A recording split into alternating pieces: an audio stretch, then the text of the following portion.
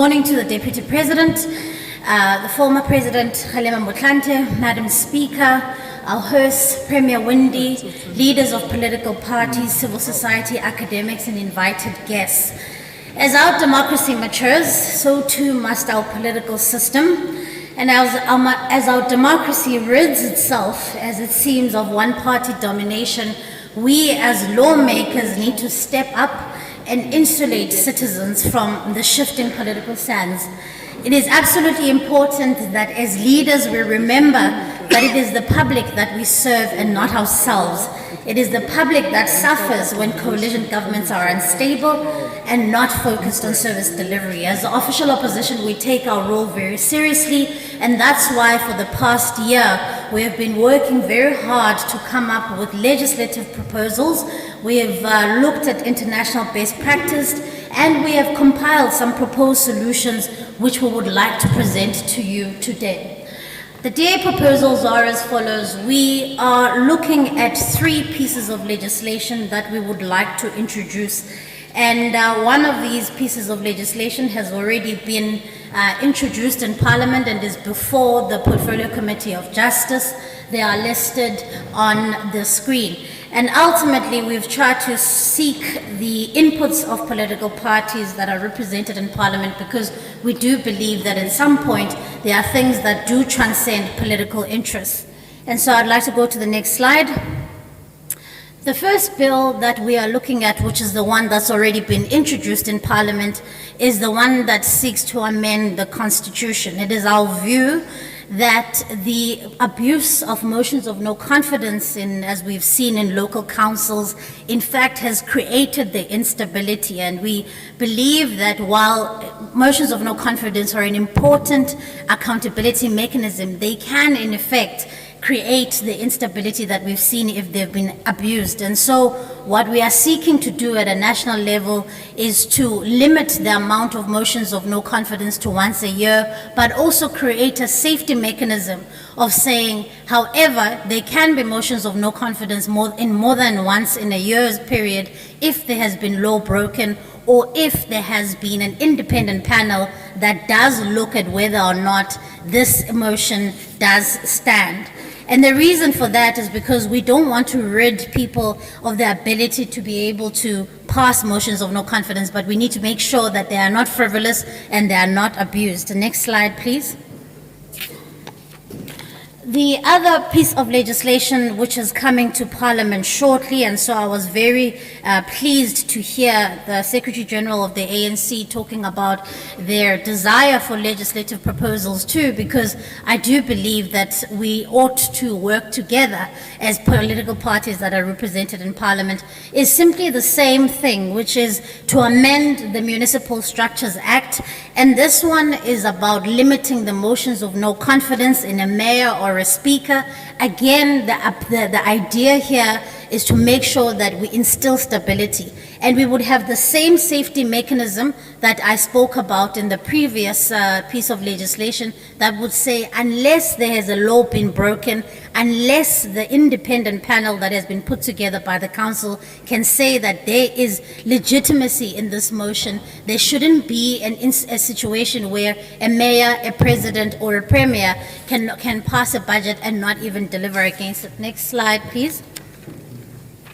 The third piece of legislation, which is also coming before Parliament, has 2 essentially objectives. The one is to extend the time it takes for a government to be formed. Currently, the law says we've got 14 days to put together a government, and our view is that this should be extended to 30 days. The reason for that is that in a scenario where there is coalition governments, you cannot really realistically put together a coalition government that is highly contentious in a really pressurized situation where you only have 2 weeks. We believe that this is a non-contentious introduction, and we think that it should enjoy multi-party support because it's really about the idea of extending the time it takes. We've seen internationally how long our German colleagues are here will tell you how long it took them to negotiate their coalition governments, and so these are not easy things, and so we can extend the time. The bill also will seek to set an electoral threshold at a local council level.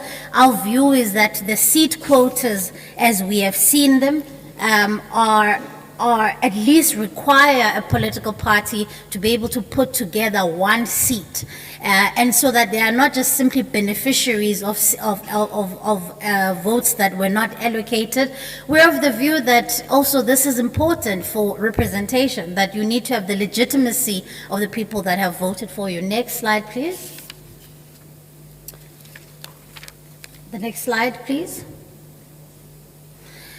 Other key stable coalition government principles that we have come up with are electoral thresholds at a national and a provincial level. These are not in the 3 pieces of legislation that are coming before Parliament, but these are some of our proposals that we think are really, really important. The introduction of a political ombudsman, the publication and the registration of coalition agreements, and coalition agreements that may have legal standing. Next slide, please. Electoral thresholds are quite common around the world, and a lot of people may argue that they may defy the principle of representative democracy. And our view really is that the Constitution does provide for general representation, and having an electoral threshold would not be taking that away. And I've listed there a number of countries, both on the continent and around the world, that have instituted electoral thresholds. And we do believe that having political parties that have essentially a lot to lose will mean that they take their role in a coalition agreement quite seriously. Next slide, please. The idea of a political registrar is really borrowed from the Kenyan model of their political act of 2007, where they have a political registrar, essentially, which is the administrative head of managing coalition governments. Because, of course, we understand that these are political agreements and by nature are contentious. But when you are able to take away the administrative management of coalition governments, actually the administering of the agreements, the publishing of the agreements, so that the public can hold you accountable to something that has been published, and not just gentlemen's agreements that are agreed to behind closed doors, but these transparent agreements. We're of the view that this could go a long way. Next slide, please. Our view is that all political parties that are represented in Parliament, and I say represented in Parliament, of course, because we would really like these 3 proposed bills that we put before Parliament to be passed before the end of this term. Our view is that research is showing us that we are likely to see hung legislatures across provinces. We could potentially even see a hung national legislature.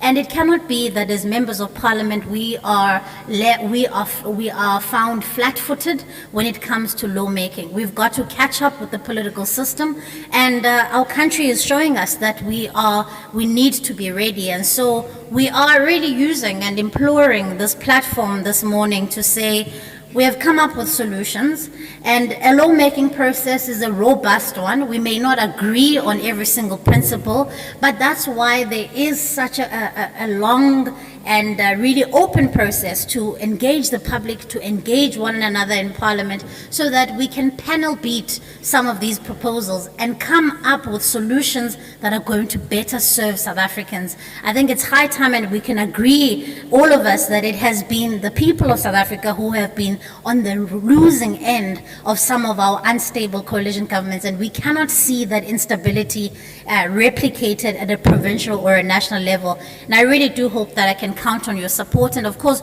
we also are really interested in the inputs of academics, experts in this lawmaking process, so that we can come up with the best product possible. Thank you very much.